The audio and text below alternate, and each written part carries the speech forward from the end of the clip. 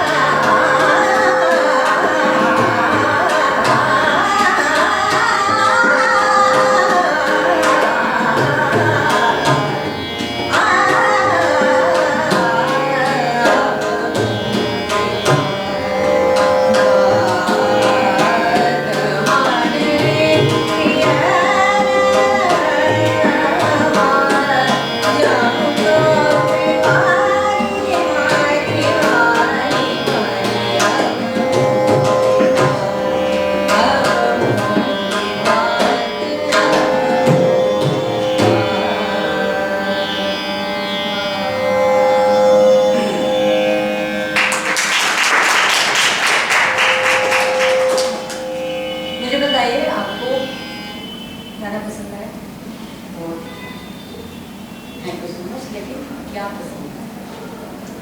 Workshop में आप बताइए, इसमें से आपको क्या पसंद है? समजलं नाही क्लासिकल फॉर्म, पण कुठेतरी जरा खूप स्पष्ट होते. लाइनों से बोलेंगे तो ऐसा वो इतनी मिठास और इतनी वो, तो वो उसकी वैल्यू इतनी ज़्यादा वो बच्चों में से वो हाई पिच और लो पिच आपने जो एक बस आपका वो सॉफ्टनेस के साथ ऐसे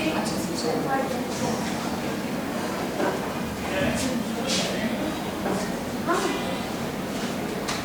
जैसे किसी को बहुत हाई ऐसे टूटता है, आपका हाई भी बहुत लो एंड डीप. तो मुझे ऐसा लगता है जो सोलफुल साउंड्स जो अपना आज का टाइटल है, थोड़ा सा कुछ अचीव हो गया डेफिनेटली, मतलब हमको सुन के अच्छा लगा. जैसे मैडम ने कहा क्लासिकल फॉर्म समझा नहीं, लेकिन कम से कम ये तो समझा कि क्लासिकल है, ठीक है. समझा नहीं दूसरी बात है, लेकिन ये तो समझा कि ये क्लासिकल है. कैसे पता चला क्लासिकल है? इसमें से क्या नहीं समझा, जो आप लोगों को पसंद आया वो क्या था? तो ये सब म्यूजिक की पावर है. मतलब जिसे कहते हैं कि शब्दांच्या पलीकडला आहे.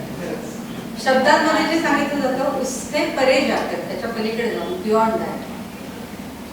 तो ये म्यूजिक की पावर है, म्यूजिक की वैल्यू है, म्यूजिक का गोल है, यही अचीव करना रहता है. ठीक है. तो आज मैं इस म्यूजिक एप्रिसिएशन में क्लासिकल म्यूजिक कैसे सुना जाता है, उसमें से हमको क्या सुनना है, हमको उसमें से क्या ग्रास्प करना है, हमें क्या नहीं समझ रहा है, उसको समझने की कोशिश आज मेरी होगी. जैसे सर आपने पूछा कि इसमें से मुझे क्या मिलेगा, तो म्यूजिक एप्रिसिएशन कैसा किया जाता है उसके बारे में आज हम कुछ चर्चा करेंगे. अक्सर होता ऐसा है कि क्लासिकल म्यूजिक को नॉर्मल भाषा में आ उ का संगीत बोलते हैं, क्योंकि हम लोग ज़्यादातर टाइम आ ही करते रहते हैं, बात में आ ही चल रहा है. तो ये आ कभी ई कभी ऊ, तो ये है क्या? तो उसे संगीत की भाषा में कहते हैं कि हम आलाप कर रहे हैं, हम आकार में आलाप कर रहे हैं. हम शब्दों को गा सकते हैं, लेकिन शब्द में जो आकार युक्त शब्द रहता है उसको हम पकड़ते हैं, उसको बढ़ाते हैं. नहीं मिला आकार युक्त शब्द तो हम केवल आ में करते हैं. अब इसमें बात था तो मैंने बा को बढ़ा दिया, अब मोरी बात था तो मैंने बात को बा बढ़ा दिया. नहीं रहता अब मोरी रहता तो मैं मुंह को बढ़ा दी. जो दीर्घ शब्द है उसको हम लगातार बढ़ाते हैं. और यदि नहीं मिलता है शब्द, यदि हम पसंद नहीं करते शब्दों को गाना, तो हम आ में गाते हैं, जिसको कहते हैं आकार. ठीक है. आकार सीधा सा शब्द है. आकार और आलाप नहीं, बताती हूँ. आकार मतलब आ में गाना, आकार, इकार, उकार, उकार, ये सब हो गया ना. तो आ में जो गाते उसको कहते हैं आकार. और आलाप ये बात है कि जिसको हम कहेंगे इम्प्रोवाइजेशन, जिसको हम कहेंगे डेवलपमेंट. अब किस बात की डेवलपमेंट हो आगे चल के भी बताऊंगी. तो ये जो सोलफुल साउंड्स है, साउंड्स तो हमको पसंद ही आते हैं. कोई भी साउंड रहता है हमको नहीं भी समझ में आ रहा है. जैसे हमको क्लासिकल कम से कम इतना समझता है, हमको शायद वेस्टर्न तो कुछ नहीं समझता, लेकिन ऐसे कभी नहीं होता कि वेस्टर्न म्यूजिक आया और हमने सोचा कि क्या चल रहा है. तो साउंड्स हमेशा सोलफुल ही रहते हैं. उनको सुनने का तरीका हमको यदि समझा तो और ज़्यादा पसंद है. ठीक है. तो उसके लिए ज़रूरी क्या है कि हमको सुनना है, बहुत सुनना है, जितना जी चाहे हमको सुनना है. सुनने के लिए हमें कोई कष्ट नहीं है, ना हमको सुनने के लिए पैसा लगता है. बस हम हेडफोन्स लगा के हम अपनी दुनिया में निकल गए, है ना. आप सब लोग ऐसा कर सकते हैं, हेडफोन्स लगा के और अपनी दुनिया में निकल गए. आपको जो पसंद है, जो जॉनर म्यूजिक का पसंद है, जो गायक पसंद है, जो गायिका पसंद है, या फिर जो इंस्ट्रूमेंट आपको पसंद है, सितार पसंद है सितार सुनिए, गिटार पसंद है गिटार सुनिए, जो आपको पसंद, तबला पसंद है तो तबला सुनिए. तो ये जो सब चीज़ें हैं, आप बस हेडफोन्स लगा दिए और उस दुनिया में खो जाइए. जितना ज़्यादा आप सुन पाओगे उतना आपको उसमें मज़ा है. ठीक है. मज़ा तो साउंड्स का आता ही है, लेकिन मुझे ऐसा लगता है कि जब हम सुनते हैं तो बड़ी उत्सुकता से सुनना चाहिए। अक्सर लोगों का ऐसा रहता है, हम जैसे रिसेप्शन में कोई जाते हैं कि कहीं वेडिंग सेरेमनी है, कोई रिसेप्शन है, तो पीछे बैकग्राउंड में बजता रहता है। मुझे नहीं लगता है कि हम उसको सुनते रहते पैसिव रहता था, वो ध्वनि कान पर पड़ता है लेकिन हम उसको रिसेप्ट ही नहीं करते, उसको रिसीव ही नहीं करते। तो जब हम संगीत सुनते हैं तो बाकायदा उत्सुकता से सुनना चाहिए कि क्या चल रहा है, कम से कम उस सुरों को सुनना चाहिए, उसका इम्प्रेशन, उसका जो कुछ कहेंगे प्रभाव जो है उसको एक्सेप्ट करना चाहिए। और मतलब ये तो रिसेप्शन में जाएंगे तो कान पर संगीत पड़ेगा, लेकिन बैठ कर 10 मिनट कम से कम गाना सुने तो हम बहुत अच्छा उसमें कुछ हासिल कर सकते हैं। ठीक है, ये भी बात है कि घर में चलता रहता है म्यूजिक, मोबाइल में तो दिन भर चलता रहता है, लेकिन उसको हमको उत्सुकता से ये क्या है इसको समझ कर सुनना चाहिए, तो काफ़ी फर्क पड़ेगा, वो समझेगा आपको। एक न जैसे तानसेन कहते हैं वैसे कानसेन भी कहते हैं, जिनको सुनने का बहुत शौक रहता है, जो सुन कर ही उसमें मतलब एक्सपर्टाइज में हासिल करते हैं। सुन कर वो कहीं सीखे नहीं रहते, लेकिन महफिल में वो जो कानसेन बैठा रहता है ना, वो उसको रसिकाग्रणी भी कहते हैं। वो गायक भी जितना रसिक नहीं रहता है उतने भी रसिक हो सकते हैं, और ऐसे लोगों को सुनाने में जो मज़ा आता है वो अलग ही रहता है, क्योंकि उनको कुछ करना नहीं, उनको उसके जैसे गाना नहीं, उनको बस सुनना है और बजाना है। तो ये बड़ी उत्सुकता से हम यदि सुनते हैं और ओपन माइंड से, खुले दिमाग से, हमको गाना सुनना है तो ये नहीं अरे यार क्या क्लासिकल है, या फिर मैं तो लाइट म्यूजिक पसंद करता हूँ, या फिर क्लासिकल वाले करके कहते कि ये क्या चित्रपट संगीत है, फिल्म म्यूजिक तो बकवास है, या फिर आज के संगीत को बहुत बार कहा जाता है कि आज का संगीत धागड़ ढींगा है। ऐसा नहीं, जो कुछ भी है वो अच्छा ही है ऐसा मान के यदि हम सुनते हैं तो हम उसमें उसका मजा ज़्यादा लेते हैं। अक्सर ऐसा होता है कि क्लासिकल वाले बाकी चीज़ों को नाम रखते हैं, बाकी लोग वाले क्लासिकल को नाम रखते हैं, एक दूसरे को नाम रखते हुए टाइम निकलता है। ऐसा नहीं, बहुत उत्सुकता से, बहुत बारीकी से, बहुत दिल से आप यदि संगीत सुनो तो बहुत मजा है। तो ये एक बात आप ध्यान में रख लीजिए कि हमको संगीत रोज सुनना है, कुछ भी सुनिए, और हिम्मत रखते क्लासिकल सुनने के लिए, क्योंकि कुछ नहीं समझता। करिए एक दिन 2 दिन, जैसे हम योगासन करते हैं, पहले दिन हमको कुछ नहीं आता, हाथ भी ऊपर नहीं जाता, फिर धीरे धीरे जाता है, फिर धीरे धीरे और भी जाता है। तो ये जो तरीका है वो ही म्युझिक का भी है कि हमको धीरे धीरे सुनना है, उसका मजा लेना है, त्याची गोडी वाटली पाहिजे इस तरीके से। तो ये एक बात आप ध्यान रखिए कि रोज म्यूजिक सुनिए, जो हमको पसंद नहीं है वो भी सुनिए। हम तो केवल इंडियन म्यूजिक की बात करते हैं, यूरोपियन म्यूजिक की बात करते हैं, हमको अफ्रीका का म्यूजिक क्या है इसके बारे में हमने तो सोचा ही नहीं, चाइना का म्यूजिक क्या है कभी सुनने की कोशिश भी नहीं है। तो ये सब कोशिशें करनी चाहिए। हमारे ध्यान में आएगा कि इसमें भी तो कुछ मजा है, जैसे इंडियन म्यूजिक में मजा है वैसे चाइनीज म्यूजिक में भी हो सकता है, वैसे जापान का भी हो सकता है, अफ्रीका का म्यूजिक हमको पता ही नहीं है, बस बोंगो को पता है और कुछ नहीं, तो उसको भी सुनना चाहिए। अब तो वर्ल्ड म्यूजिक अपने को पूरा जो चाहो हम सुन सकते हैं, है ना, तो उसको सुनना चाहिए। अब रही मैं मुड़ती हूँ क्लासिकल की तरफ, इंडियन क्लासिकल। हाँ जरूर। आपने कहा था कि संगीत सुनने में हमेशा अच्छा लगता है, वो भारतीय हो या वेस्टर्न हो, कोई हो सकता है, लेकिन कुछ आवाज़ें होती हैं जो कि अच्छी नहीं लगती, कर्कश आवाज़ जैसे, या बेसुरा कोई गाने लगता है तो अच्छा नहीं लगता है। तो उसमें क्या होता है जो कि अच्छे संगीत में होता है उसमें नहीं होता है, जिससे कारण कोई संगीत अच्छा होता है, ऐसा क्या है उसमें जैसे कर्कश में नहीं है? जैसे हाँ, जो कर्कश म्यूजिक है ना, अब आप देखिए, मतलब विषय अंतर हो जाएगा लेकिन फिर भी आपके क्वेश्चन का जवाब दो। हाँ, कुछ साउंड ऐसे रहते हैं जो कि बेसुर रहते हैं, वो तो नहीं, उसमें मजा ही नहीं। बेसुर है मतलब मजा ही नहीं। मेरा क्वेश्चन वही है कि किसको आप डिफाइन करेंगे ये बेसुरा है और ये जो सुर में नहीं है वो बेसुर है। सुर में मतलब उस फ्रीक्वेंसी में रहना चाहिए। आपने मुझे क्या लिखा है, ये सारे नोट करो, ये सब सुर है, सुर बताती हूँ। जिसके पास हारमोनियम नहीं है वो कैसे पता करे, वो सारे दो की झंझट में पड़े ही ना, वो डायरेक्ट कर रहे। संगीत सीखने का ये जो तरीका हम लोगों ने सासा रे रे गर्व मोमो वाला किया है ना, वो बहुत गलत है। वो किसी भी गुरु शिष्य परंपरा में कोई सासा रे रे नहीं सिखाता। ये कौन सिखाता है? स्कूल में, कॉलेजेस में, गायन शाळांमध्ये। ये सासा रे रे वाला तरीका ही नहीं है गाना सीखने का। मैंने कभी सासा रे रे में नहीं सीखा है। अब मैं कॉलेज में सिखाती हूँ, वहाँ पे भी मैं कभी सासा रे रे नहीं करती, आप जानते हैं, कभी मैंने सासा रे रे नहीं करती। डायरेक्ट गाना सीखो। मेरे पास छोटी बच्ची आती है, वो गाना सीख जाती है, सासा रे रे तो गिरा सीखना है। गाना गाना है हमको। वो तो देखिए, मुझे बताइए, थोड़ी एखादा मुलगा आहे आणि आपण त्याला म्हटलं की जाशील का रे तिथे, तो क्या मैं इसको पूछूंगी इसका टेंस क्या है? छोटा बच्चा आईकडे बताओ कौन सा टेंस है, ऐसा नहीं रहता है। ये संभाषण के तरीके से ही सीखा जाता है। इधर आओ, ऐसा जब करते हैं इधर आओ, तो उसको बच्चे को अपने आप पता चलता है कि हमको यहाँ से यहाँ आना है, जा तिकडे, उसको पता चलता है यहाँ से वहाँ जाना। वैसे ही म्यूजिक को सुन सुन के ही गाना चाहिए। फिर वो आप चाहे गुरु का सुने, चाहे किसी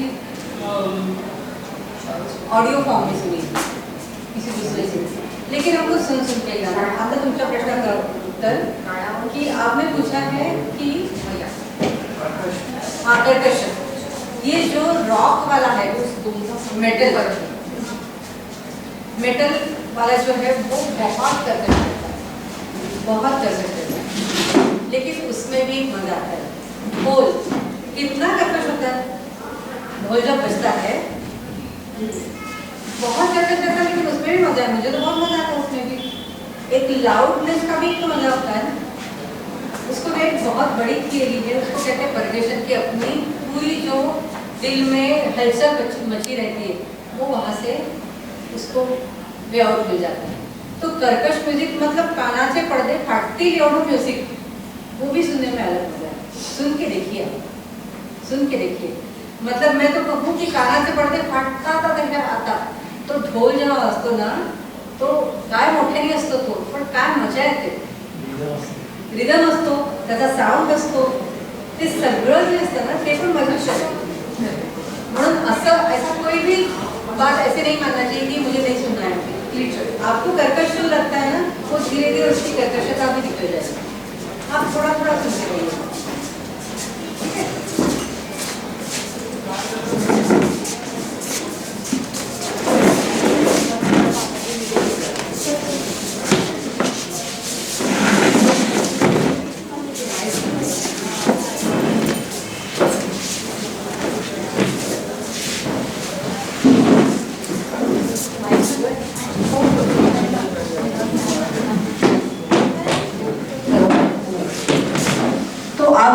जितना गाना सुन सके, हर जॉनर का गाना खुले दिल से, खुले दिमाग से, उत्सुकता से आप लोग सुने, तो आपको उसका बहुत मजा आएगा, ठीक है। ये सासा रे रे गगमम वाला छोड़ दीजिए, जो गाना आपको पसंद है, जो जॉनर का आपको फिल्म म्यूजिक पसंद है, आप फिल्म म्यूजिक गाइए। आपको फोक म्यूजिक पसंद है, आप फोक गाइए। आपको क्लासिकल पसंद है, आप क्लासिकल गाइए। आपको जो जॉनर पसंद है वो गाना आप सुन सुन के गाना सेट कीजिए। आपण म्हणतो ना, गाणं बसवलं, देशभक्तीपर गीत आहे, एखादं भजन आहे, एखादं इतर कुठल्या प्रकारचं संगीत, जो आपको पसंद है उसको आप सुनिए, उसके जैसा आप गा के देखिए, तो आपको मजा है।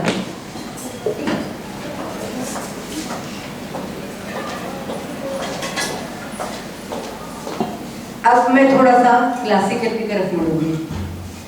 जो इंडियन क्लासिकल, हिंदुस्तानी शास्त्रीय संगीत जो है, वो हमको अक्सर नहीं समझता है, लेकिन बात यह है कि यही हमारी खासियत है। इंडियन म्यूजिक की खासियत इंडियन क्लासिकल म्यूजिक ही है। और इंडियन क्लासिकल म्यूजिक में हम क्या गाते हैं, तो हम राग गाते हैं। बच्चों में से कोई बताएगा कुछ रागों के नाम, जो अभी अभी लेट कमर्स जो है, कोई रागों के नाम बताएंगे? दुर्गा, मालकोस, बढ़िया बढ़िया, काफी ठीक है। क्या होता है ये राग? ऐसा सोचते थे कि जो बारिश के टाइम गाँव को बारिश हो जाती, कुछ होते सुबह के समय गाते, कुछ होते हैं बच्चे के टाइम से गाते, शाम के गाते। लेकिन राग की कंसेप्ट क्या है, क्या है राग?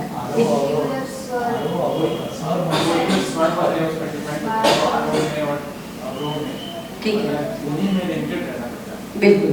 मैं बिल्कुल सिंपल सी भाषा में बताऊंगी राग की कंसेप्ट क्या है। हमारे कुल मिलाकर सुर कितने हैं?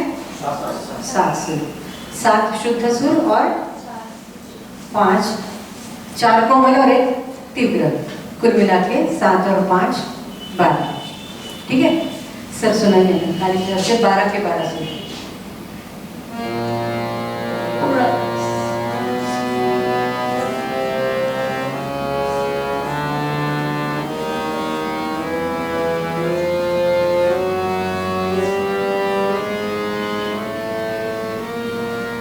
ये 12 सुर हो गए। कुल मिलाकर सारे ग म प ध नि सा, मतलब 7 सुर। सा कोमल रे शुद्ध रे, कोमल ग शुद्ध ग, मध्यम तीव्र मध्यम, पंचम दैवत कोमल दैवत शुद्ध दैवत, कोमल निषाद शुद्ध निषाद और सा। ऐसे कुल मिलाकर 12 सुर है। इन सुरों में से कुछ सुरों को चुनना, बाकी लोग सुरों को नहीं चुनना। ये होगी राग की कंसेप्ट। मतलब जैसे भूपाली है तो सारे ग प ध सा, ये सुर हमको चुनना है, बाकी के सुर हमको नहीं चुनना है। मतलब जैसे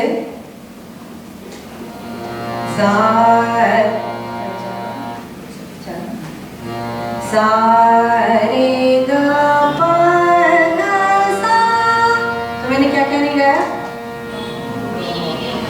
म नहीं गाया, नी भी नहीं गाया, लेकिन मैंने सारे गाया तो मैंने कोमल ग भी नहीं गाया, है ना। शुद्ध ग गाया मतलब मैंने कोमल ग नहीं गाया। तो ये 12 सुरों में से कुछ सुरों को चुनना, बाकी सुरों को नहीं चुनना, इसको कहते हैं राग की कंसेप्ट। बिल्कुल बेसिक नॉलेज। यदि कोई मुझे फॉरेनर पूछता है कि ये राग क्या है, तो मैं उसको यही बताती हूँ कि 12 सुरों में से कुछ सुरों को चुनना, बाकी सुरों को चुनना नहीं, ये होगी राग की कंसेप्ट। अब ये सारे ग प ध सा है तो मैं सारे ग प ध सा ही गाऊंगी, कभी मैं नहीं गाऊंगी, कभी मैं मोह को नहीं उच्चार करूंगी पूरे राग में। जैसे देखिए,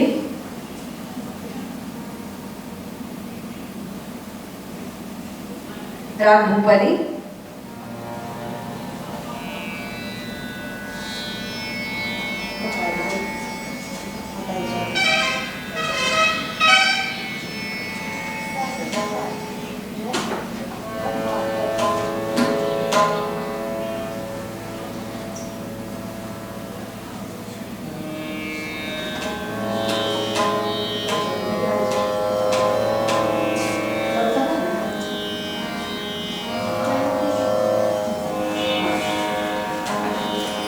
सारे ग प ध सा, सारे ग रे सारे ग प ग रे ग सारे ग प ध प ग रे ग सारे ग प ध सा ध प ग रे ग सा प ग प ग रे ग सारे ग प ध प ग रे ग सारे ग रे सा।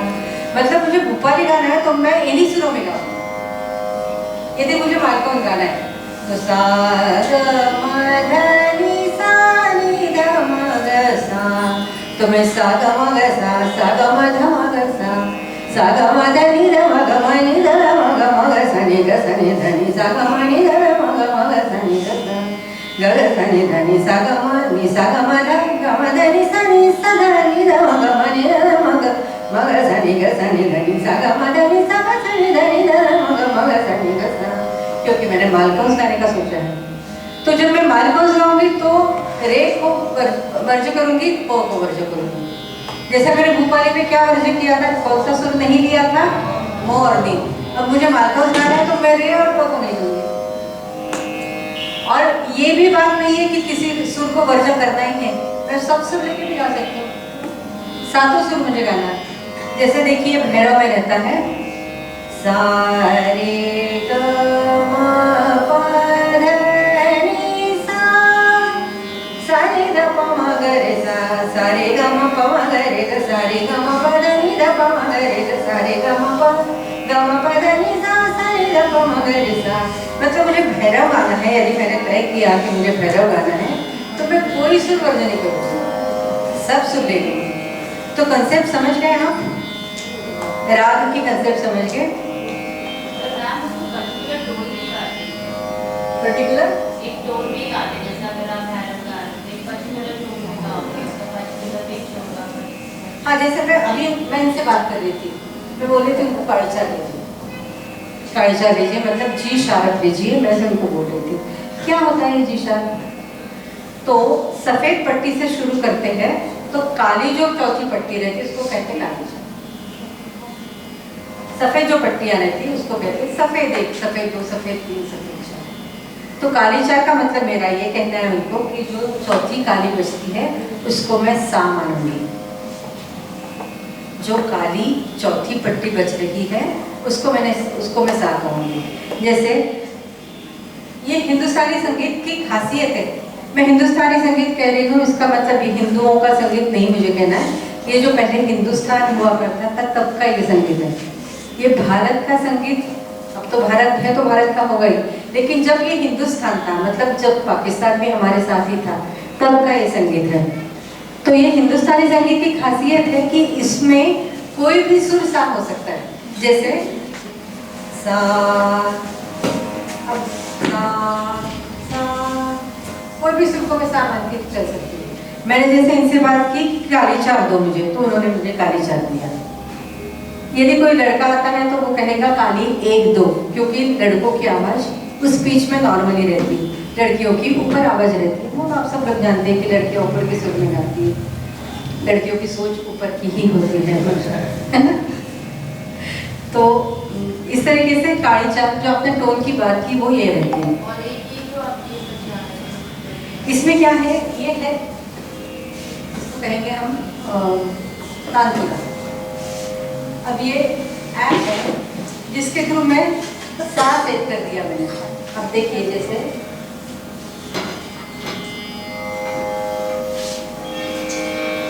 ये मैंने काली चाय का सा है।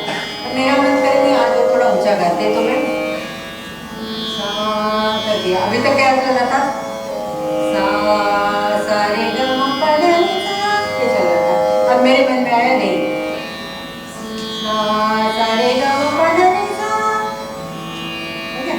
मेरा मन कर रहा है और भी ऊंचा गाऊं,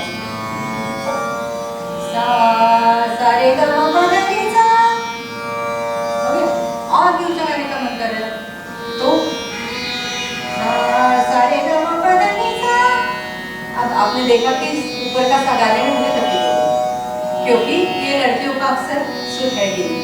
लड़कियों का अक्सर सुर काली 4, सफेद 6, काली 5 यहाँ तक रहता है, और लड़कों का सफेद 1, काली 1, सफेद 2। मतलब आपको जैसे मैंने कहा कि यहाँ से सफेद पट्टी, नीचे की सभी पट्टियाँ सफेद रहती है, ऊपर की सभी पट्टियाँ काली रहती है। हम लोग बड़े शान से कहते हैं कि काली 4, सबको लगता है कोई कोड लैंग्वेज है। ये कोई कोड लैंग्वेज नहीं है, इसमें काला सफेद दिख रहा है, ठीक है। और वेस्टर्न म्यूजिक में कैसे है,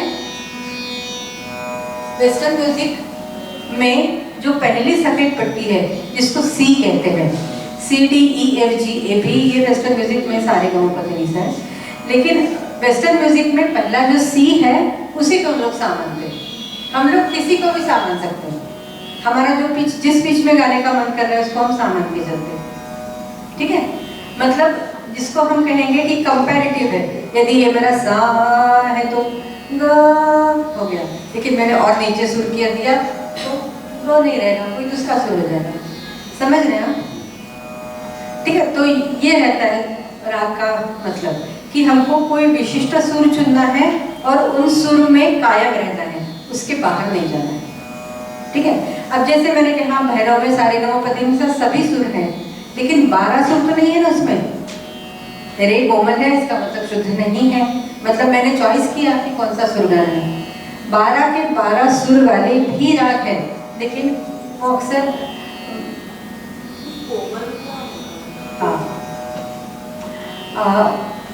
सब बताइए। जैसे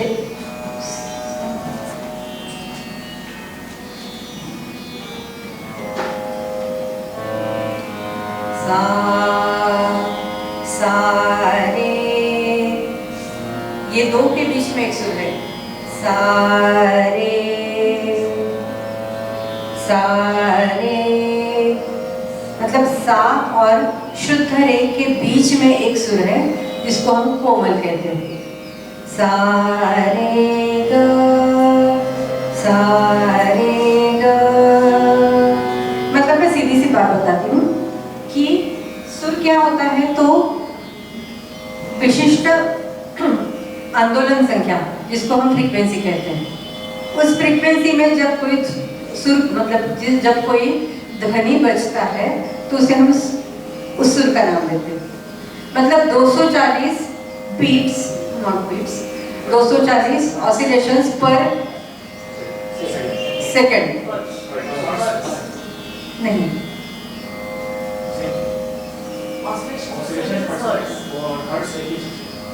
सेकंड जानती हूँ, हर्ट्ज मैं नहीं जानती, ठीक है। तो उसको सा कहा जाता है। मतलब विशिष्ट फ्रीक्वेंसी के ध्वनि को हम सा कहते हैं, विशिष्ट फ्रीक्वेंसी को ग कहते हैं। तो यदि हमने 240 मान लिया तो उसके कंपैरेटिव ग रहेगा। आप कभी बच्चों में से कभी कोई कोशिश करके देखो, रबर बैंड मुंह में पकड़ो, उसको टंग टंग टंग टंग करके, ठीक है, उसको और स्ट्रेच करो, टंग टंग टंग टंग, फिर से बजाओ और स्ट्रेच करो और फिर से बजाओ, अलग अलग सुर निकलता है, ठीक है। यही सुरों की बात है, क्योंकि जब वो ऐसा होता है नीचे जाता है ऊपर जाता है, ठीक है, आंदोलन उसको कहते हैं, नीचे जाएगा ऊपर जाएगा फिर जाएगा, तो ऐसा कितना होता है उसको हम आंदोलन संख्या कहते हैं। तो वो आंदोलन संख्याओं के आधार पर सुर निश्चित होता है। हाँ, और हिंदुस्तानी संगीत में ना और एक कंसेप्ट है जिसको कहते हैं श्रुति। बहुत सारी लड़कियों का आपने नाम श्रुति सुना होगा। ये क्या बात है श्रुति? तो जैसे हमारे 7 सुर है, 12 सुर है, वैसे हिंदुस्तानी संगीत में ऐसे 22 स्थान बताए हैं कि जो हम कानों से एक दूसरे से अलग सुन सकते हैं। ऐसे 22 एक्सपर्ट कान ऐसे 22 स्थान चुन सकते हैं कि जो एक दूसरे से अलग मानते हैं। तो ये जो एक दूसरे से अलग जो ध्वनि हमको दिख रहे हैं उनको श्रुति करके नाम दिया है। और ऐसे 22 है, मतलब सा से ऊपर के सा तक ऐसे 22 स्थान हैं जिनका हम एक दूसरे से अलग ध्वनि पहचान सकते हैं। एक सीधा सा उदाहरण देते हैं कि यदि मुझे साड़ी लेके गई हूँ, मुझे ब्लाउज पीस खरीदना है, तो मैं दुकान में जाती हूँ, तो दुकानदार क्या करता है, ऐसी साड़ी पकड़ता है, ऐसे ऐसे ऐसे पकड़ के लेके जाता है, एक जगह रुक जाता है, कहता है शायद ये मैचिंग है, फिर 2-3 कपड़े निकाल लेता है वो, उसमें से चूज करता है।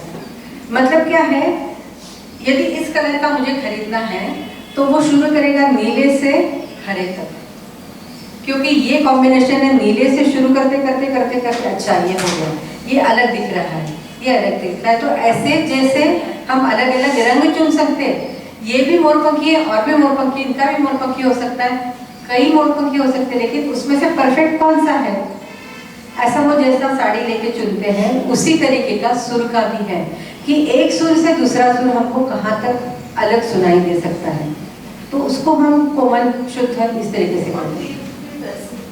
तीव्र मतलब मध्यम और पंचम के बीच की जगह, सा और रे की बीच की जगह कोमल है,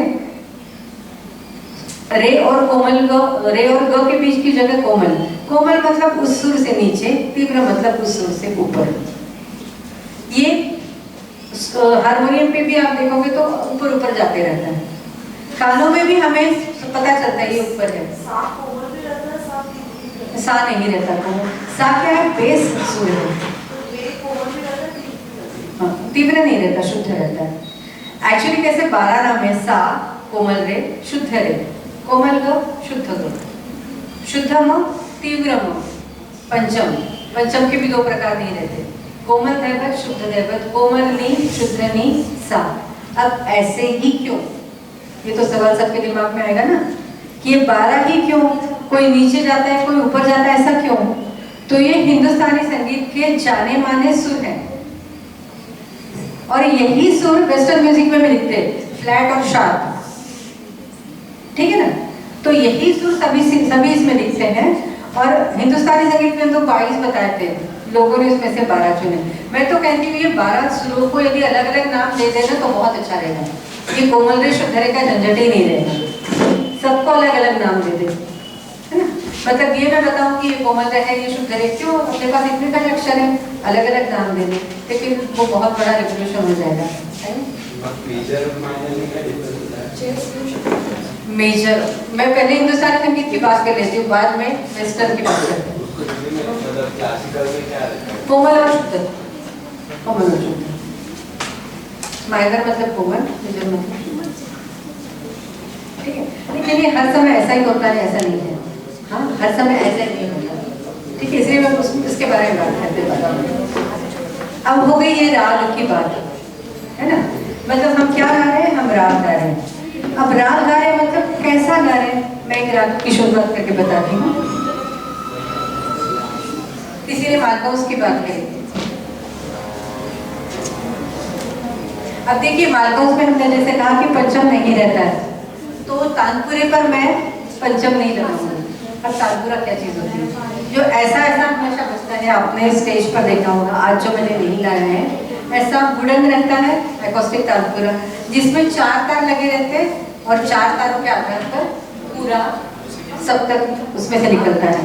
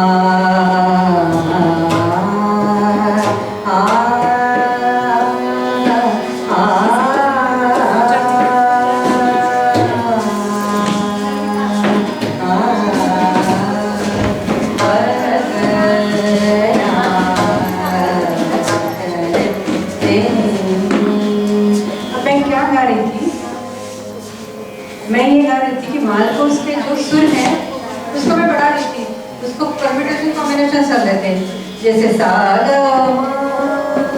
म ग म ग ग ग म सा ग म। कितने कॉम्बिनेशन उसमें से हो सकते हैं? 6। बढ़िया, करके दिखा।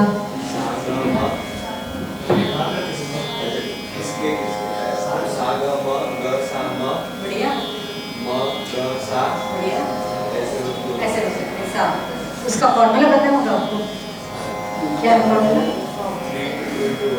बढ़िया, बढ़िया, बढ़िया, बहुत बढ़िया। तो इतने सारे कॉम्बिनेशन हमारे पास हैं। किसी ने मुझे पूछा था कि ऐसे कितने राग होते हैं, मैं बताऊं कितने राग होते हैं? हेलो, हेलो, कितने राग होते हैं? आपको कोई आइडिया? कितने? 10, 50, 100, 1000? कितना? 9?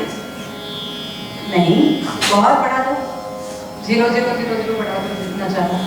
मैं बताऊं, कुल मिलाकर 484 मतलब 484 इंटू 72 करो कितना होता है गूगल में। ठीक है, तो इतने शुद्ध राग है, इतने केवल शुद्ध राग है, क्योंकि ये 12 सुरों का परम्यूटेशन कॉम्बिनेशन है। 12 सुरों का परम्यूटेशन कॉम्बिनेशन करके इतने सुर राग निकल सकते हैं। 484 इंटू 72। बढ़िया, ये सब शुद्ध राग है। कैसे? 12 में से 3 ही यूज करते हैं हम, कितने भी बचा? कितने भी 7 सुर है। देखिए, आपके पास 7 सुर है, आपके पास 12 सुर है, उसके कॉम्बिनेशन कितने हो सकते हैं? 12 साइड एक हार्ट में से 484 मतलब सारेगामापधनिसा में से मैंने चूज कर लिया कि रे कोमल कर दो, ग कोमल कर दो, जो कुछ भी हो। तो 484 इंटू 72 थाट है, तो इतने राग निर्माण हो सकते हैं। ये सब शुद्ध राग हो गए। हमारे पास ये भी चॉइस है कि इस राग का फर्स्ट हाफ ले ले, इस राग का सेकंड हाफ ले ले, तो उतने ही राग नहीं बनेंगे। हमारे पास ये भी ऑप्शन है कि 3 रागों का कॉम्बिनेशन कर लूं, 4 रागों का कॉम्बिनेशन कर लूं। मेरे पास ये भी ऑप्शन है कि 5 राग का कॉम्बिनेशन करो, जिसको हम पटमंजरी कहते हैं, 5 रागों को एक साथ गाओ। मेरे पास ये भी ऑप्शन है कि 6 रागों को एक साथ गाओ, इसको खट कहते हैं। तो अब आप मैथमेटिकल कैलकुलेशन करते बैठिए कि कितने राग हो जाएंगे, ठीक है ना। तो मतलब देखिए हमारी परंपरा कितनी बड़ी है कि हमारे पास इतने सारे राग हैं। और मैं सच में आपको बताती हूँ कि राग निर्मिति की प्रक्रिया अभी भी चल रही है। ऐसा नहीं कि इतने सारे राग हैं तो नए बना के क्या करना है। मुझे लगता है कि तो मैं नया राग बनाऊंगी, मेरे पास यदि उतनी कैपेसिटी है तो मैं नया राग बनाऊंगी, मेरे पास यदि कैपेसिटी नहीं है तो मैं पुराना राग गाऊंगी। मुझे जब पसंद है तब मैं नया राग गाऊंगी, जब पसंद नहीं है तो पुराना राग गाऊंगी। इतने सारे राग हमारे पास हैं, ठीक है। तो राग ये हमारी इंडियन म्यूजिक की एक बहुत बड़ी, बहुत इंपॉर्टेंट ऐसी आइडेंटिटी है। मतलब ये राग की जो कंसेप्ट है वो और किसी म्यूजिक में नहीं है, किसी म्यूजिक में नहीं, ना वेस्टर्न में है, ना अफ्रीकन में, ना चाइनीज में है। ये हिंदुस्तानी संगीत की खासियत है जो हिंदुस्तान, पाकिस्तान और बढ़िया और आसपास के सभी इसमें चलता है। हिंदुस्तानी संगीत नाम से चलता है, उसको हिंदू धर्म का कोई संबंध नहीं इसमें। हिंदुस्तानी संगीत क्योंकि तब हिंदुस्तान था, ठीक है, तो इसीलिए कहते थे हिंदुस्तानी संगीत, कहते भारतीय संगीत अक्सर नहीं कहा जाता, हिंदुस्तानी संगीत ही कहा जाता है। उत्तर हिंदुस्तानी, दक्षिण हिंदुस्तानी, कर्नाटक में और अलग चलता है, म्यूजिक अलग चलता है वहाँ पे, ठीक है। तो ये राग हो गई, राग की कंसेप्ट।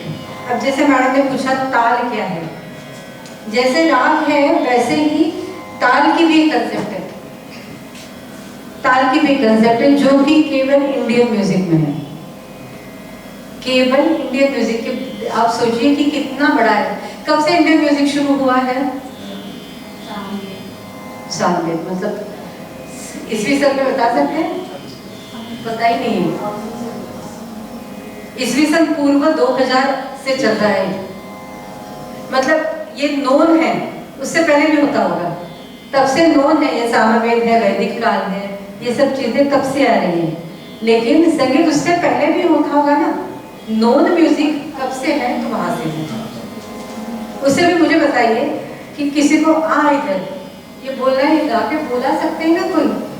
कोई बच्चा रोता है, कोई बच्चा हंसता है, कोई खुशी होती है तो हम शिट्टी बाजो तो ना, पर तब थोड़ी पता रहता है इंडियन म्यूजिक है कि वेस्टर्न है कि हम गजल गा रहे हैं, क्या कर रहे हैं। ये तो सिटी निकल गई मुंह से, है ना।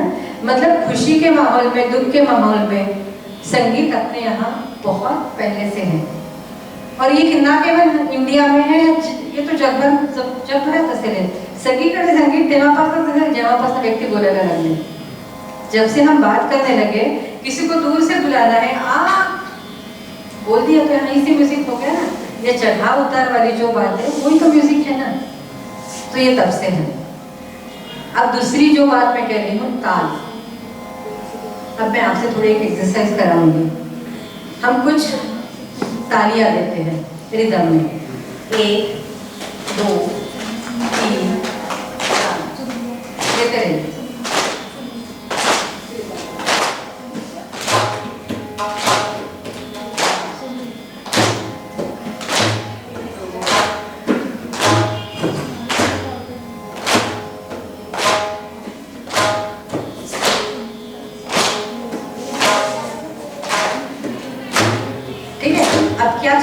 रिदम में चल रहा है। क्या है ये बात रिदम मतलब? पीछे के बच्चों वाले बताइए ये रिदम क्या होता है? जल्दी जल्दी चलो का मतलब क्या है?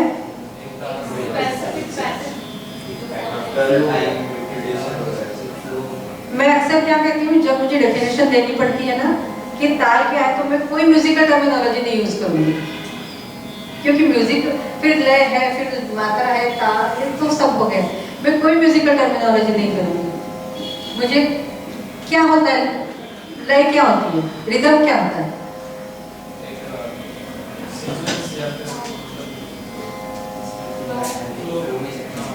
वो एक टाइम के बाद वो चीज रिपीट होती है। रिपीट, मतलब एक हो गया फिर दूसरा हो गया। इसमें कौन सी लय कब पता चलेगी? जब तीसरी ताली बजेगी, है ना? ये हो गया, फिर ये हो गया, फिर उतनी ही अब हो गई लय। तो चलो हम फिर से ले देते हैं। एक,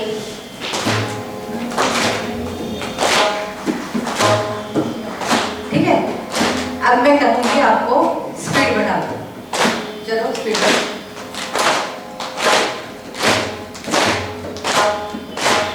ठीक है, अब स्लो करो। इसी को लय कहते हैं।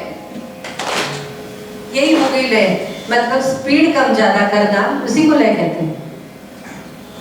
स्पीड में चलो मतलब लय बढ़ाओ, है ना? थोड़ा धीरे धीरे चलो मतलब मोरे साजना, हाँ? मतलब धीरे धीरे चलो का मतलब विलंबित लय। ठीक है, तो लय का मतलब ये है कि एक मात्रा, दूसरी मात्रा, तीसरी मात्रा को का डिस्टेंस इक्वल रखना। एक बीट, दूसरा बीट, तीसरा बीट, इसमें इक्वल डिस्टेंस है। तो यही चलता है, हम जब ताली दे रहे थे तो हम वही कर रहे थे, है ना? तर याला म्हणतात मराठी हिंदीमध्ये विलंबित लय, मध्य लय, द्रुत लय। क्या कहेंगे? मध्य लय, द्रुत लय। ठीक है, अब मैं आपको एक गाना भी सिखाऊंगी जो कि मध्य लय में है और आपको मजा आएगा उसमें। अब क्या होता है कि ये 1 2 3 4 5 ऐसा मैं करती गई और मैंने सोचा कि 16 के बाद फिर सिर्फ एक बोलते हैं, 16 हो जाने के बाद फिर से एक बोलेंगे, फिर मैंने सोचा 12 के बाद एक सचिव बोलेंगे। तो ये 16 के बाद एक फिर से बोलना, इसको कहते हैं 3 ताल, त्रिताल या 3 ताल। 12 के बाद फिर से एक बोलना है, इसको कहेंगे एक ताल। नाम है 6 के बाद फिर से एक करना है, उसको हम दादरा कहते हैं। 7 के बाद फिर से एक करना है, उसको हम रूपक कहते हैं। तो बहुत अच्छे जाने माने तबला वाले के नीलेश खोड़े बहुत बड़े लोगों के साथ उन्होंने करना है, तो उससे हम ये सब चीजें सुनते हैं। ठीक है, दादरा आपको गिनना है।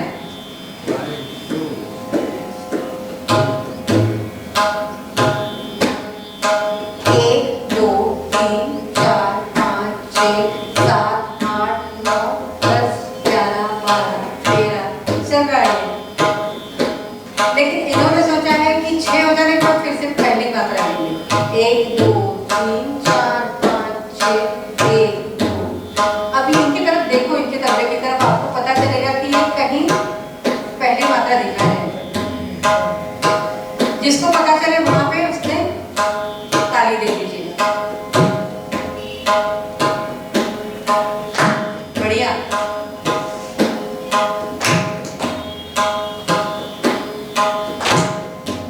कैसे पता चला? जोर बंद हो रहा है ना वहाँ पे, दिख भी रहा है, जोर भी, जोर कान मतलब आप आंखें बंद भी करो तो भी आपको पता चलेगा कि यहाँ पे जोर आया है। तो ये उसकी पहली मात्रा है। फिर से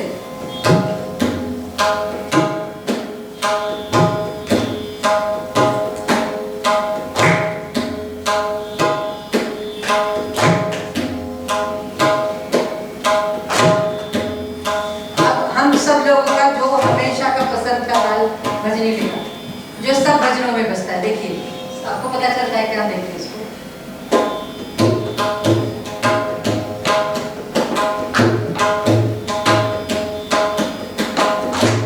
बढ़िया।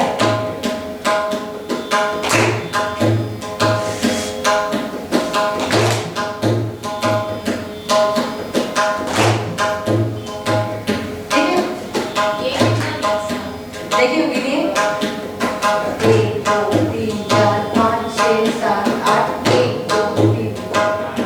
आप चाहो तो 1 2 3 4 1 2 3 4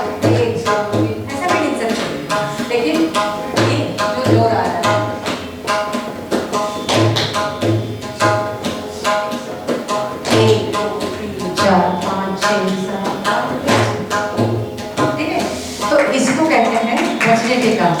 और ये जो जहाँ पे चोर आ रहा था, आप किसी महफिल में जाइए, गाना जिसको समझता नहीं है वो देखते रहता है कि ये सब लोग एक जगह ऐसे क्यों करते हैं, है ना, ऐसे क्यों करते, ऐसे करते, मतलब दे तो क्या हुआ इनको, हाथ ऐसे क्यों किया, इन्होंने भी जोर से बजाया, इन्होंने भी हाथ ऐसा किया, श्रोता में भी कुंडी ऐसे हिलाते हैं, तो क्या होता है इन लोगों को।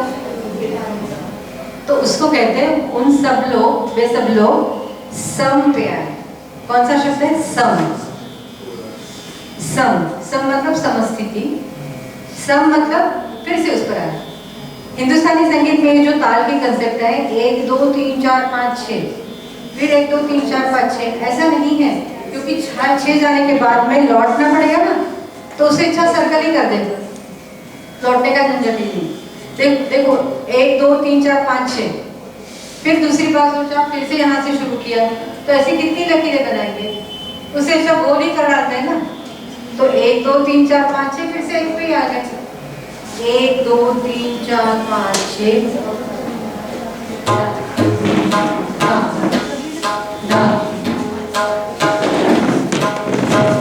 तो ये हो गई ताल की कंसेप्ट। और इसको ये जो गोल मैंने बना दिया, उसको बहुत खास शब्द है जिसको कहते हैं आवर्तन।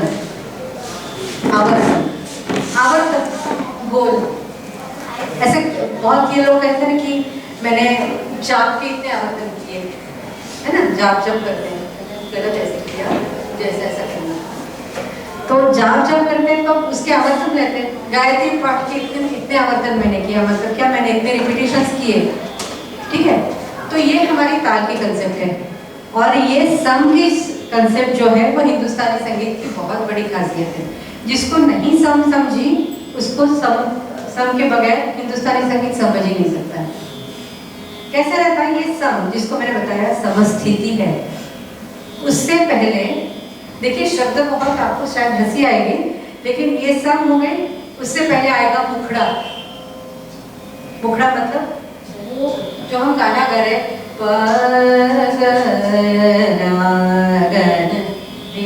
ये बार बार मैं पगल लागन दे बोलूंगी, दे पे सम है, उससे पहले पगल लागन, ये मुखड़ा हो गया। तो ये सम, उससे पहले का मुखड़ा, उससे पहले का आलाप, ये हिंदुस्तानी संगीत की कंसेप्ट है। क्या सुनना रहता है हमें क्लासिकल म्यूजिक में कि सम कहाँ है, सम से पहले मुखड़ा जो कांस्टेंट चीज है। देखिए वेरिएबल और कांस्टेंट है, सम है, उससे पहले कांस्टेंट जो हमेशा बार बार रिपीट हो रहा है वो मुखड़ा है, और उससे पहले जिससे हम वैरायटीज लेते हैं वो आलाप है। चाहे तो हम आलाप आकार में ले, चाहे हम सरगम में ले, चाहे हम तान में ले। जैसे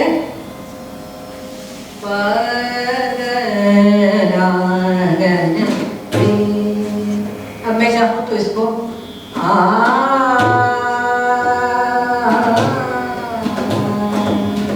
ऐसे गाऊं।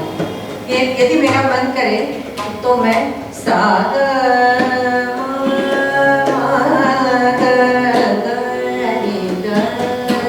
सरगम पे गाऊं। मैं चाहूँ तो शब्द भी गा सकती हूँ,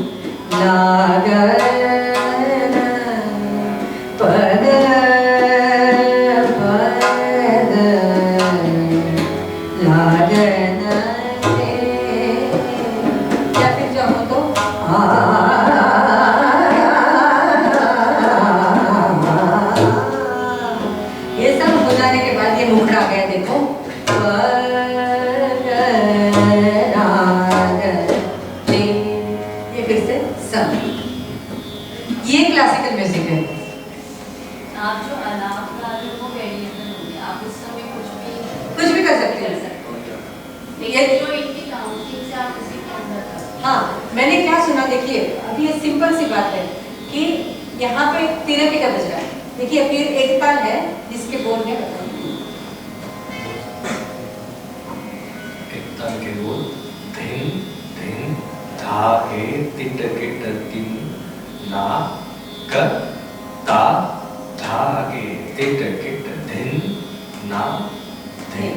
देखो 1 2 आप इनका सुनते हैं, धिन धिन आगे तिरकिट तू ना कट ता आगे तिरकिट धी ना ये।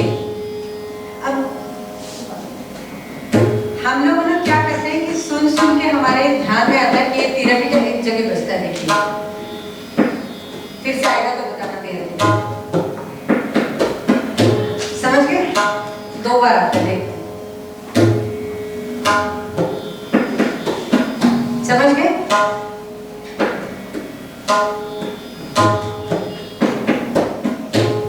ये तिरकिट जो है ना वो इंडिकेशन, ये तिरकिट इंडिकेशन है हमारे लिए। तिरकिट जैसे ही आ जाता है तो हम एकदम जागरूक होकर उसके बाद में उठा लेते हैं। ये नहीं, अब मैं एक ताल की बात कर रहा हूँ। अब जैसे एक ताल में तिरकिट हमारे लिए इंडिकेशन है, ठीक है? अब कोई दूसरा ताल लेते हैं, फिर से जब ये तिरकिट बजेगा ना तो उसके बाद में मैं मुखड़ा ले लेती हूँ। मतलब तिरकिट का इंडिकेशन है कि आपका वेरिएबल पार्ट खत्म हो गया, अब आप कांस्टेंट पार्ट जिसको मुखड़ा कहेंगे वो लेंगे और सब पे आ जाएंगे। समझ गए? फिर से अब मैं आलाप करेंगे।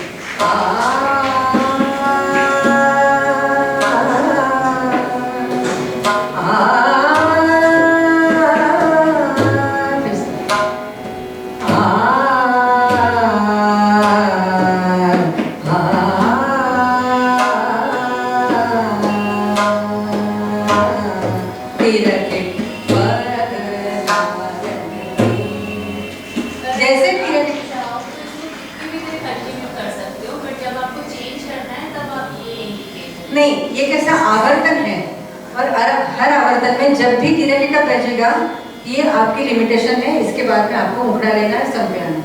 यदि आप वहां पे नहीं लेते हैं, सब मुखड़ा नहीं लेते, आप दूसरे आवर्तन पे चले जाओ। आपका मन नहीं करता है, आप तीसरे आवर्तन पे चले जाओ। लेकिन जब भी आपको सब लेना है तो ये तिरकिट के बाद में ये मुखड़ा आएगा। ये ठेकेदार है हमारे, काउंटिंग करते हैं। इनके पास वही ठेका है कि इनको काउंटिंग करना है। देखिए इंडियन म्यूजिक में कैसा है, ये काउंटिंग करने के लिए इनको बिठाया गया है। यही है जो हमको डिसाइड कराते हैं कि ये गलत है या सही है। हम गलत इसमें अक्सर नहीं होते, गलत होते इसमें, क्योंकि ये काउंटिंग है और काउंटिंग करने का बहुत अच्छा तरीका है ये। देखिए 12 मात्रा का, 16 मात्रा का, 7 मात्रा का ये ड्यूरेशन फिक्स करते हैं ना, उनका वही काम है। अब देखिए कैसा होता है कि इन लोग कभी कभी बहुत शांत बैठे रहते हैं, कभी इनको भी हलचल करने का बहुत मन करता है। अब हलचल कीजिए। देखिए अब जैसे तिरकिट बज रहा था, मैंने बताया कि इंडिकेशन है 10वीं मात्रा का। इनका मेरा कुछ अनबन हो गई तो इन्होंने तय कर लिया कि इनको तो आज मैं बार-बार तिरकिट दिखा है ना, तो वो मुझे कंफ्यूज करेंगे। ठीक है,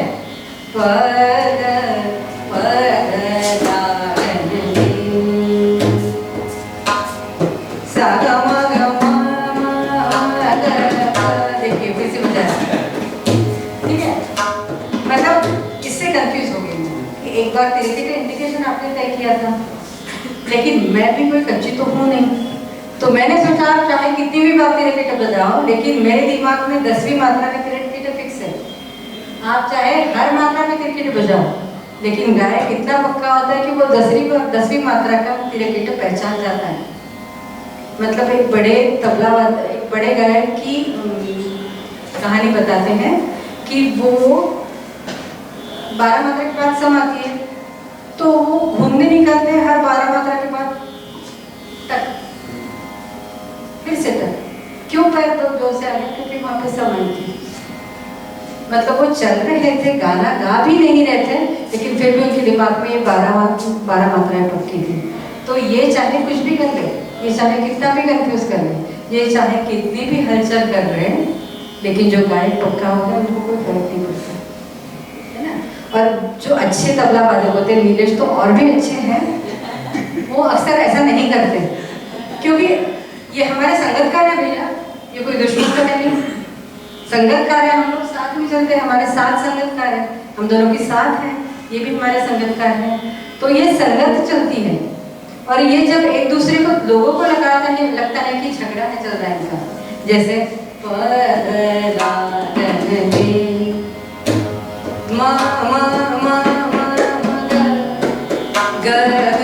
ऐसा लग रहा है ना, जैसे इसको लयकारी कहते हैं, मतलब लय के साथ खेलना, थोड़ा झगड़े वाला मूड, थोड़ा एक दूसरे के साथ सा सा ग म सा ग म ध ध इसको उच्चा है, उच्चौते में ध सा ग म ध ध ध म ग ध सा ग म ध ग म ग नि ग, ये सब चलेगा, लेकिन आखिरी वो तिरकिटा आया, नहीं भी आया तो मेरे दिमाग को तो चलना है ना, तो मैं वहाँ पे मुखड़ा ले लूँगी। तो ये क्लासिकल म्यूजिक है। तो जब आप स्टेज पे परफॉर्म कर रहे थे ओवरऑल लोगों को कौन डिफाइन करता है, जो गा रहा है वो किस मूड में है? नहीं, इनको मैंने जब पहली बार बता दिया कि आपको पगला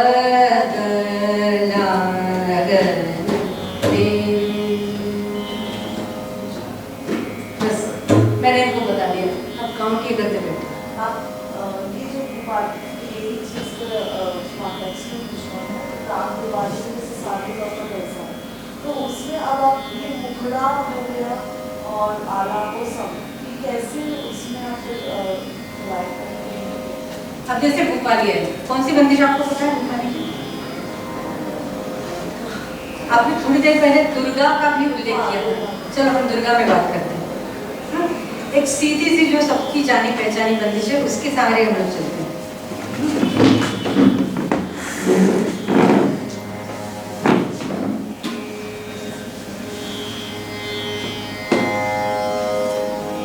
ताल है झत्ता, जिसके बोल है धी ना धी धी ना धी ना धी धी ना। आप गिनते रहिए, 10 मात्रा के बाद फिर से पहली मात्रा आएगी।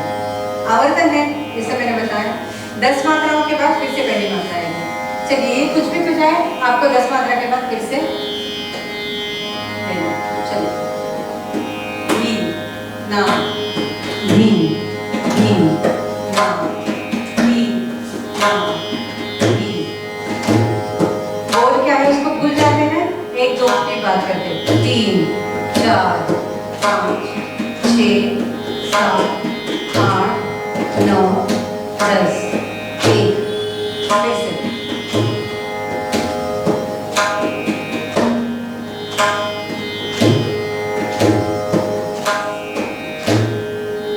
ठीक है। अब ये 10 मात्रा है, उसका विभाजन उसके डेप्थ में भी जाना है तो विभाजन 2 3 2 3 ऐसा चलता है। ठीक है, वहां तक अभी हम नहीं जाते हैं, हम 10 मात्राओं की बात करते हैं। और एक बंदिश मैं आपको सिखाती हूँ।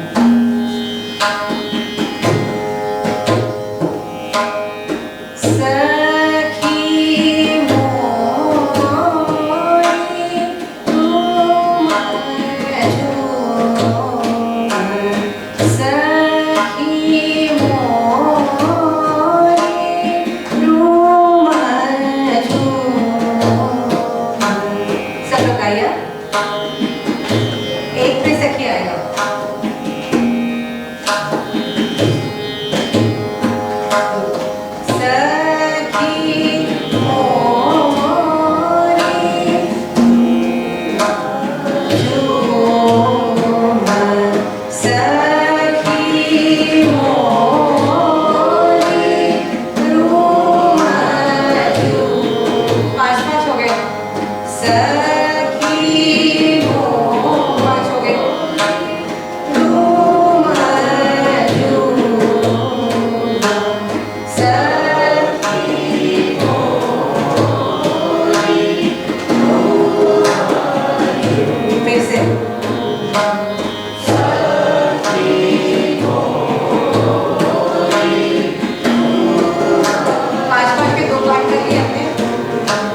सखी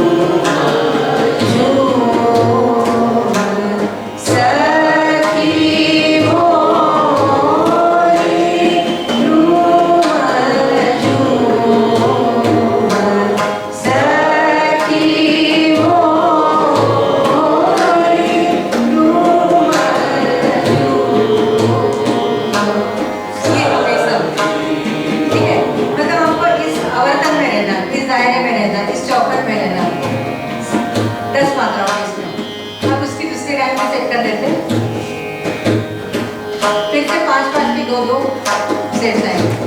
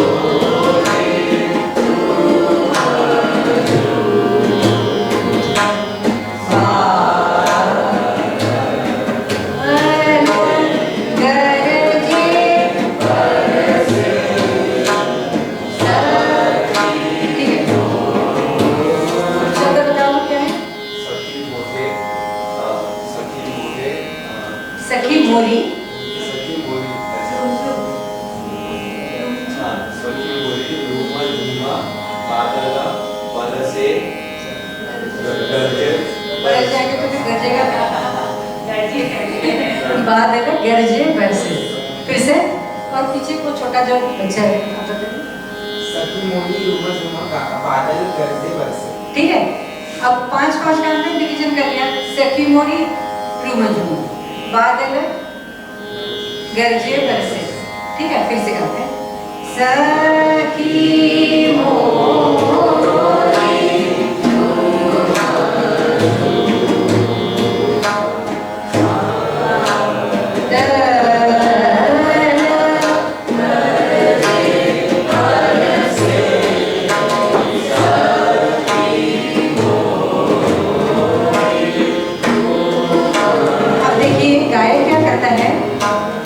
मोरी लेकिन बाद में वैराइटीज करने लगता है और उसकी खासियत रहती है।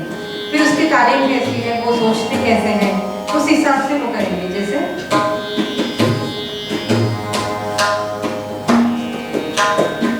समाएंगे भी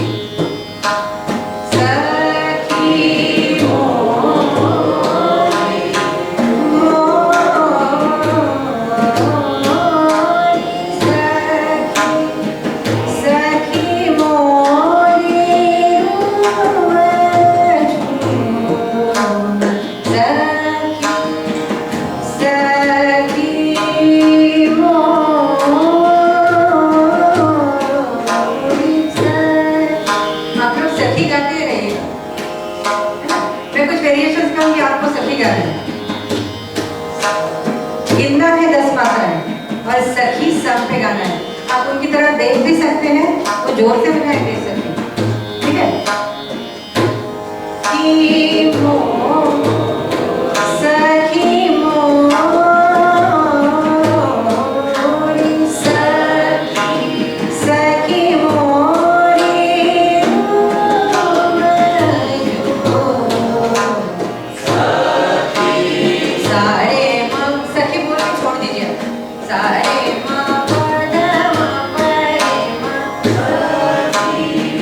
सारे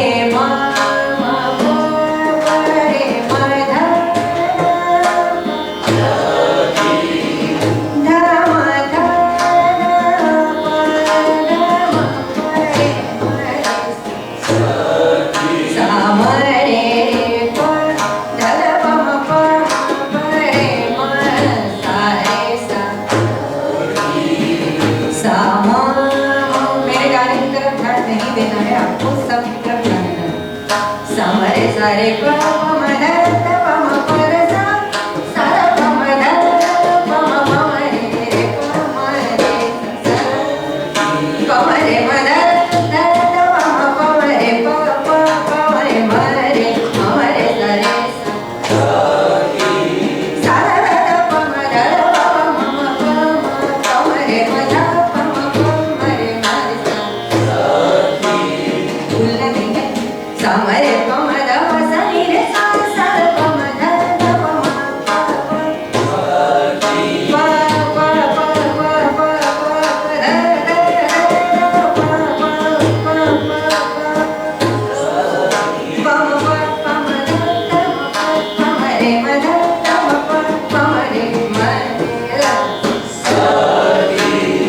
ठीक है। तो फिर आइंदा से जब भी आप महफिल में कुछ सुनो गाना या फिर यूट्यूब पे या फिर जिस भी तरीके से आप सुनते हैं तो ये सम को आप पता कर लीजिए। ये सम कहाँ है आपको पता चलेगा, सुन के भी पता चलता है, देखने की जरूरत नहीं है। वो सम पता कर लीजिए, वहां से गिनिए कितने सुर है और बार बार वो जो सम के पास आप आओगे तो उसके हिसाब से वो चलेगा। ठीक है। तो ये हो गया ताल का कंसेप्ट। जैसे मैंने आपको शुरू में बताया राग की कंसेप्ट, ये ताल की कंसेप्ट और ये सम की कंसेप्ट, इनके आधार पर हिंदुस्तानी संगीत का पूरा संसार रचा हुआ है। इसी पे उसको सब कुछ होता है। सखी बोली आला मुखड़ा था, सखी बोली सखी सखी मुखड़ा कैसे होता है, जो झपताल रहता है उसको सम के पहले का मुखड़ा नहीं होता है।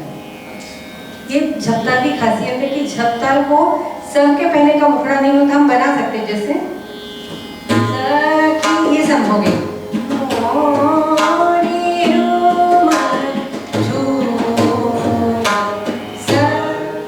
तो मुझे चाहिए कि मुखड़ा लेके सम पे आना है।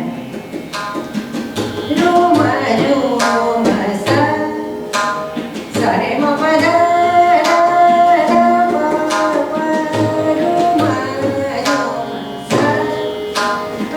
बना लिया रूमे झूमर का। ठीक है। बाकी सब तालों में मुखड़ा रहता है, लेकिन झपताल की एक खासियत है कि उसपे अक्सर बंदिशें सम से शुरू होती है। तो मुखड़ा उसको हम बना सकते हैं, उसके लिए पहले मुखड़ा। ठीक है। तो ये हो गया हिंदुस्तानी संगीत। तो अगली बार जब भी आप सुनोगे तो जैसे मैंने कहा कि दिल से सुनो, हमको उसमें से पता करना है कुछ ना कुछ। ये बात समझ के उसको सुनो। मतलब ये कान पर पढ़ना संगीत और सुनना, इसमें बहुत अंतर है। जैसे अक्षर हम पढ़ते हैं, अक्षर तो सबको पता है, डिक्शनरी भी खोलनी नहीं पड़ती, लेकिन समझता है क्या उसमें से कुछ। तो ये जो समझने वाली जो बात है वो शास्त्रीय संगीत भी बार बार आप सुनो, बार बार उसको बारीकी से सुनो तो आपको पता चलेगा। तो मेरे ख्याल से ये जो संगीत का मजा है, बिना कुछ सोचे समझे भी संगीत का मजा आता है, क्योंकि वो उसकी पावर है ही। कुछ भी नहीं समझता। अब जैसे कोई ठुमरी है, कोई गजल है, कोई भावगीत है, ये सब चीजें हमको समझती हैं शास्त्रीय संगीत में, क्योंकि उसमें हमको शब्द सुनने रहते हैं। लेकिन शास्त्रीय संगीत में तो ये पूरी जो उसकी शास्त्रीयता है उसको हमको समझना पड़ता है। तो वो ना भी समझे तो भी आनंद आता है। आनंद तो कहीं नहीं गया। जैसे ध्वनि कोई कान पर पड़ता है, कुछ भी ना कोई तानपुरा लगा के रख दूं तो भी आनंद आएगा। लेकिन जितना आप उसको समझ पाओगे, जितना उसको बारीकी से समझ पाओगे, उतना आपका आनंद बढ़ेगा। वो बढ़ना चाहिए। ठीक है। तो मेरे ख्याल से आज के लिए, हाँ, आज के लिए मैं इतना, अभी मैं अपनी तरफ से रुकती हूँ। आपके कोई प्रश्न है तो प्रश्न आप पूछिए, फिर आखिरी में मैं भैरवी इस राग में बंदिश गाऊंगी। आपके कोई प्रश्न है तो आप पूछ सकते हैं। कॉर्ड्स क्या होते हैं? मतलब क्लासिकल म्यूजिक में होते हैं कॉर्ड्स? हिंदुस्तानी संगीत में कॉर्ड्स कोई नहीं है। कैसे है हिंदुस्तानी संगीत में एक सुर एट अ टाइम। मतलब सा कहना तो सा कहो, ग कहना तो ग कहो, प कहना तो प कहो। मतलब एक सुर एट अ टाइम, जिसको संगीत की भाषा में मेलोडी कहते हैं। तो एक सुर एट अ टाइम जो हिंदुस्तानी संगीत की खासियत है, तो उसमें कुछ नहीं रहता। लेकिन वेस्टर्न म्यूजिक में कैसे 3 सुर एक साथ बजते हैं। जैसे सर आप बजाइए, कोई भी कॉर्ड बजाइए। आपने देखा होगा कि हिंदुस्तानी संगीत वाले सुर देते हैं तो एक सुर देते हैं, लेकिन आपने गजल में देखा होगा ऐसी उंगलियां रखते हैं क्योंकि उनको 3 सुर देने रहते हैं। सागप का एक कॉर्ड बन गया, सामध का दूसरा कॉर्ड बन गया। तो अक्सर आपने देखा होगा गजलों में या फिर किसी में 3 सुर एट ए टाइम देते हैं, ऐसी उंगली रखते हैं, ऐसी जाती है उनकी उंगली। लेकिन क्लासिकल में ऐसी ऐसी जाती है क्योंकि 1 सुर एट ए टाइम रहता है। तो ये 3 सुर एट ए टाइम जिसको कहते हैं, जो रहता है उसको कहते हैं कॉर्ड। 3 सुर एट ए टाइम मतलब इसमें से सा ग प ये कॉर्ड हो गया, इसमें से सा इम्पोर्टेंट है, ग इम्पोर्टेंट है कि प इम्पोर्टेंट है। कोई भी क्लासिकल हिंदुस्तानी क्लासिकल वाला यही सोचेगा इसमें से क्या सुनूं मैं, सा सुनूं, ग सुनूं या प सुनूं। लेकिन वेस्टर्न वाले कहते हैं सा ग प एक साथ सुनो, मतलब ये कॉर्ड एक साथ सुनो। ठीक है, ये कॉर्ड की कंसेप्ट है। मतलब उनके इसमें हार्मनी है, हमारा मेलोडी पे, कॉर्ड पे उनका पूरा म्यूजिक चलता है। लेकिन अब उनका भी नहीं कहूँगी क्योंकि कॉर्ड ने हिंदुस्तानी संगीत में भी बहुत अच्छा खासा माहौल तैयार किया है। हिंदुस्तानी संगीत वाले भी आजकल कॉर्ड का यूज करते हैं, लेकिन क्लासिकल में उतना मुझे अभी तक कॉर्ड नहीं दिखा है। इंस्ट्रूमेंटल में दिखा है, लेकिन क्लासिकल वोकल में उतने कॉर्ड्स अभी तक नहीं एंटर हुए। भजनों में है, गजलों में है, नाट्य गीत में है, सब में है, क्लासिकल में अभी तक ज़्यादा नहीं दिखा है। और तो अगर कोई आपने गाएगा कुछ बोलता है या कुछ गाता है, वो तो एक मेलोडी एक पर्टिकुलर सुर ही बोल सकता है। हाँ। 3 तरह से बोल नहीं सकता। नहीं, केवल इंस्ट्रूमेंट से ही पॉसिबल है। हाँ, इंस्ट्रूमेंट से पॉसिबल। इसलिए क्या करते हैं, जब ये वोकल से पॉसिबल नहीं क्योंकि गले से तो एक ही सुर निकलेगा, तो मैं एक सुर गाऊंगी लेकिन ये दूसरा सुर बजाएंगे, तो हो गए 2। जैसे सा, मैंने सा क्या बजाया, मैंने सा, देखो सा 3 सुर बजा दिए, मैं गा रही हूँ सा, लेकिन इनको उसमें से सामध का फील आया तो इन्होंने कॉर्ड बजा दिए। लेकिन गले से केवल एक ही सुर निकलता है। और कैसा है कि हिंदुस्तानी संगीत ये वोकल पर आधारित है, वेस्टर्न म्यूजिक ये इंस्ट्रूमेंटल पर आधारित है। इसलिए हिंदुस्तानी संगीत मेलोडी पर आधारित है, वो हारमोनी पर है, कॉर्ड्स पर आधारित है। 3 एक साथ जब बजते हैं तो कुछ जो साउंड आता है वो एक सिंगल फ्रीक्वेंसी के इक्विवेलेंट नहीं होगा। कैसे होगा? सा का अलग फ्रीक्वेंसी, ग की अलग, प की अलग, लेकिन ये तीनों को मिला के कैसे होगा? ये ऐसी मिलती चलती है ना, ऐसा नहीं।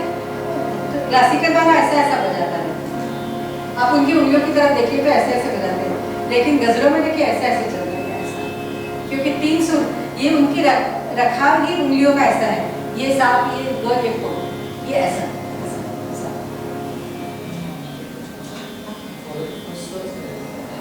हो अगर जैसे हम संयुक्त व्यंजन जो है, संयुक्त व्यंजन जो है वो तो हम एक साथ 2 स्वर निकालते हैं ना, तब जाके वो बनते हैं ना। मतलब जैसे निया हो गया, निया, तो उसको तो 2 स्वर मिला के बोलते हैं ना, तो इसको कॉर्ड्स नहीं बोल सकते क्या? नहीं, देखो आप जो स्वर की बात कर रहे हैं वो भाषिक स्वर हो गए, है ना। तो ये भाषिक स्वर और व्यंजन ये बात अलग है, और सुर जिसको कहते हैं वो स्वर अलग है। ये भाषिक स्वर और संगीत के स्वर, ये दोनों कंसेप्ट ही अलग है।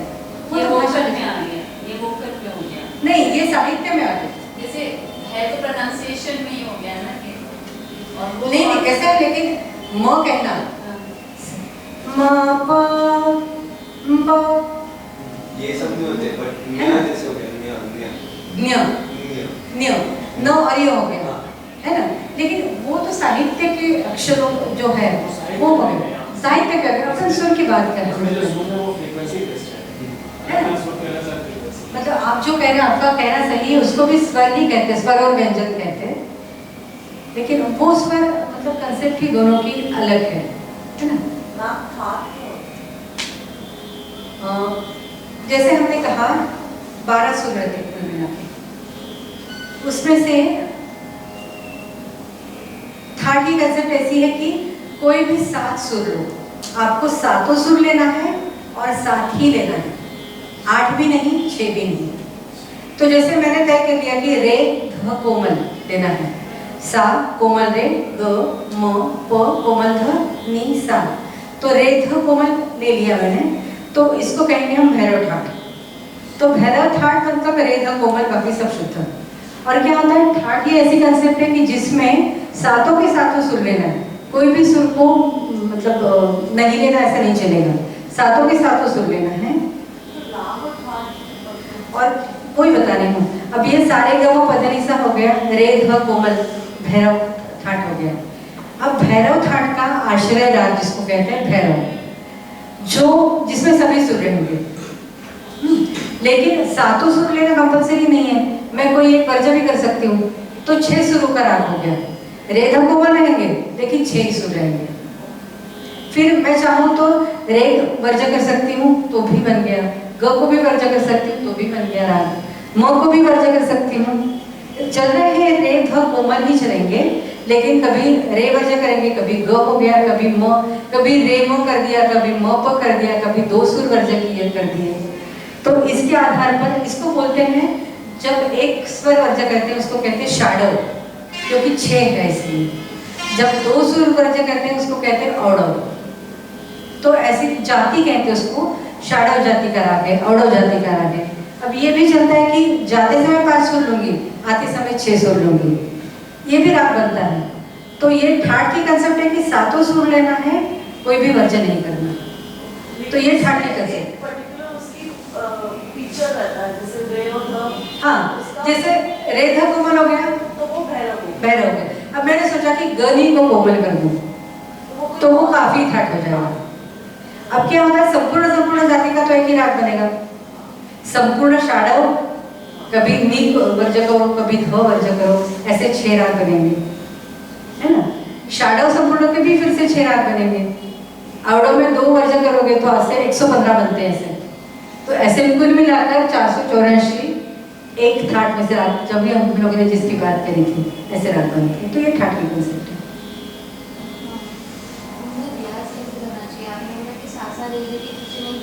कोई गाना अगर सीखना है, कोई गाना उनको गाना है, तो उसके लिए हमारा अप्रोच क्या होना चाहिए? फिर हमको गला बोलना है तो हमको क्या करना चाहिए? हाँ, पहली बात कैसी है कि हिंदुस्तानी संगीत जो है वो गुरु शिष्य परंपरा से सीखते आए हैं सब लोग। गुरु को कोई पर्याय नहीं है। गुरु मतलब सिखाने वाली व्यक्ति। मैं गुरु मतलब बाकी और दूसरी चीजें नहीं कहूँगी, डायरेक्ट सिखाने वाली व्यक्ति। वो चाहे आपका टीचर रहे, स्कूल का टीचर रहे, चाहे आपके घर में कोई रहे, आपका दोस्त रहे, लेकिन गुरु के बगैर मतलब डायरेक्ट तालीम के बगैर हिंदुस्तानी संगीत नहीं सीखा जा सकता है। कारण मैं उसका बताऊंगी। लेकिन यदि आपको रियाज करना है तो आप पहले जो आपको गाना पसंद है वो आप गाना शुरू कर दीजिए। वो गाना सुनिए, वो गाना गा के देखिए। जितना आप बारीकी से सुनोगे उतनी बारीकी अपने गले में से निकालने की कोशिश कीजिए, ठीक है। ये सेम बात फिल्म म्यूजिक में भी लागू पड़ती है, ठुमरी में भी लागू पड़ती है और क्लासिकल में भी लागू पड़ती है। जो भी आपको सीखना है उसको सुनो, वैसे गा के देखिए, ठीक है। जैसे मैंने अभी बताया कि वो सब आएंगे, उससे पहले रुकना आएगा। ये सब चीजें मैंने अभी आपको बताई, इसी बात के लिए गुरु लगता है। तो आप किसी गुरु के पास जाके ये सब चीजें शुरू कर दीजिए। लेकिन सबसे इम्पोर्टेंट है सुनना बहुत और वैसा गा के देखना। ये सासा रे रे से मैं सच में बताती हूँ आपको, ये व्याकरण है। ये व्याकरण सीख के कोई भाषा आने वाली नहीं है। आपको पता होगा कि 3 साल का बच्चा मराठी घर में जब बोली जाती है तो मराठी बोल लेता है। उसको पहली से 10वीं तक इंग्लिश सिखाते, लेकिन उसको नहीं आती, क्योंकि वो व्याकरण सीखता है, वो भाषा नहीं सीखता। उसको तो संभाषण से भाषा आनी चाहिए। वही बात है कि हमको गुरु से डायरेक्ट सीखते सीखते आना चाहिए। ये सुन के आना चाहिए, हमको उसके ऊपर विचार करके आना चाहिए। तो जो आपको गाना पसंद है वो गाना गाइए, सुनिए, उसके जैसा गा के देखिए। क्लासिकल म्यूजिक में कोई बंदिश है तो उसके जैसा गा के देखिए, और फिर जरूर किसी गुरु के पास जाइए। उसके बगैर कोई चारा नहीं, कोई चारा नहीं। सच में बताती हूँ, कोई दूसरा ऑप्शन ही नहीं। चाहे आप ऑनलाइन किसी से सीखें, ऑनलाइन ऑफलाइन वाली बात नहीं है, लेकिन किसी से आपको डायरेक्ट तालीम लेनी ही पड़ती है। आप चाहे ग्रुप में तालीम ले, लेकिन तालीम तो लेनी पड़ती है, उसके बगैर नहीं। और ये इंडियन म्यूजिक के लिए ही नहीं, सब म्यूजिक के लिए, क्योंकि इसमें कुछ भी प्री डिसाइडेड नहीं है ना। आपको सोच बनाना है, सोच बनाते हैं इसमें, है ना। आपको आपकी कल्पना शक्ति है, आपकी सोच है, ये सब कुछ बनाते हैं। मतलब ये कोई अनुकरण तो है नहीं, क्लासिकल म्यूजिक में और लाइट म्यूजिक में यही फर्क है, लाइट म्यूजिक में अनुकरण पूरा किया जाता है, जैसे कि वैसे गाना पड़ता है लाइट म्यूजिक में। यदि आप कोई गाना गाना चाहते हैं वैसे के वैसे गाना पड़ेगा, और क्लासिकल में बस मुखड़ा रखो, गर्दिश रखो, उसके बाद में अपना गाना गाओ, अपने ख्याल से गाओ, अपनी सोच से गाओ, आपकी समझदारी से गाओ, आपको जो तालीम मिल रही है उसका दर्शन उसमें दिखता है। तो ये क्लासिकल और लाइट म्यूजिक में बहुत यही फर्क है कि एक को इमिटेशन से चलता है, इसमें सोच बनानी पड़ती है, इसमें समझना पड़ता है, तो गुरु के पास मतलब जाना ही पड़ता है। क्लासिकल म्यूजिक और सेमी क्लासिकल में क्या होता है? हाँ, कैसे रहता है, राग रहता है। जैसे मैंने बताया कि मनी वर्ज करना है भोपाली, तो मनी वर्ज ही करना है ना। भोपाली में जैसे हम लोगों ने थोड़ी देर पहले गाया था, सारे का पद म और निशान वर्ज है, तो ये रूल हमको फॉलो करना है। लेकिन उपशास्त्रीय संगीत में, सेमी क्लासिकल में, ये रूल पूरी तरीके से फॉलो करने की जरूरत नहीं है, सेम ही है, सेम ही। कुछ नियम उसमें शिथिल किए जाते हैं, मतलब सौंदर्य के लिए आप उन नियमों को शिथिल कर सकते हो, नियमों को तोड़ सकते हो थोड़ी देर के लिए, कुछ दूसरा सुर भी ले सकते हो। और वो जो म्यूजिक है ना, भाव संगीत है, वो भावों को बहुत प्रधानता देता है। इसमें जो राग और ताल की प्रधानता रहती है, उसमें भाव की प्रधानता रहती है।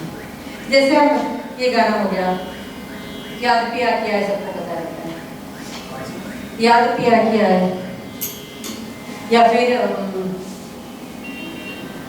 अब जैसे मैं सोए गई, कितना था, मैं सोए गई, पूरा जो भाव प्रदर्शन करना है वो शब्दों के आधार से करना है, सुर तो लेना ही है, लेकिन मैं सोए गई गुइया, गुइया मतलब दोस्त, मैं सखी, मैं सोए गई गुइया, नींदिया लागी, मैं सोए गई गुइया, नींदिया लागी, मैं सोए गई, सुर में ले लीजिए,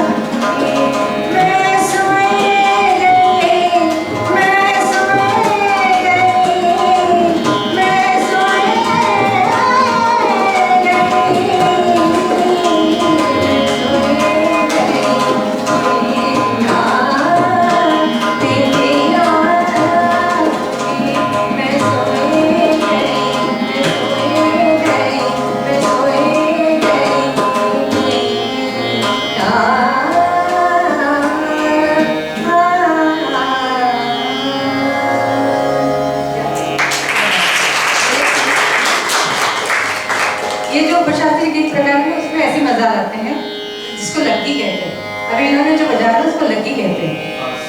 जैसे डांस करने का मन करता है उसमें, है ना? इसमें सम पता नहीं चलता। ट्रेनिंग से आएगा वो। ट्रेनिंग से आएगा, धीरे धीरे आएगा। ठीक है, तो चलिए आज हम लोग यही रुकते हैं। सोचा था भैरवी का, लेकिन कभी और अब ये जैसे मैंने भाव प्रदर्शन की बात की,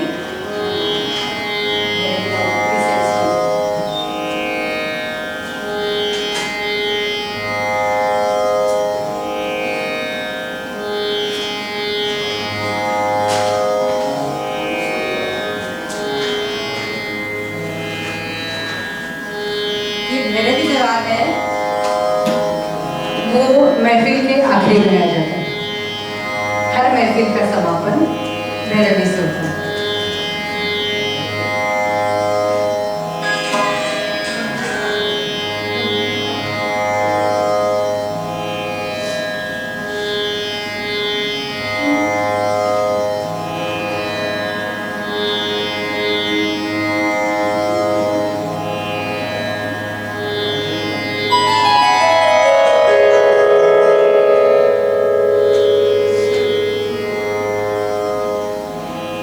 मैं भैरवी में एक ऐसी बंदिश सुनाऊंगी आपको जो शुरू होती है तराने से, और उसका जो अंतरा है उस अंतरे में भैरवी का मतलब भैरवी इस देवी का वर्णन किया है। भैरवी, प्रियदर्शिनी, रंजिनी, रागिनी, मोहिनी, ऐसा उसमें वर्णन किया गया है। और आखिरी के उसके शब्द मुझे बहुत पसंद है। उसमें कहा है, दे माते वर दे शक्ति दे, हम कला उपासक मांगे तुम्ही सो दान, गीत नृत्य वाद्य संगीत की सेवा करे यही कामना मनोभावना। बहुत ही जैसे हम लोग मराठी में पसायदान रहता है उसी के जैसा है कि हम जो चाह रहे हैं संगीत के माध्यम से वो करने की शक्ति हमें प्रदान है।